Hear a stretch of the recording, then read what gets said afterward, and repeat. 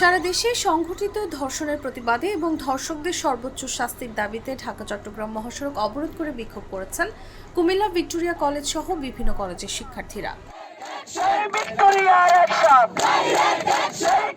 সোমবার বেলা 11:30 থেকে দুপুর 1:15 পর্যন্ত মহাসড়কের কোটবাড়ি বিশ্ব রোড এলাকায় প্রায় 1.5 ঘন্টা এই কর্মসূচি পালন করা হয়। এতে মহাসড়কের দুই পাশে অন্তত 6 কিলোমিটার যানজট দেখা যায়।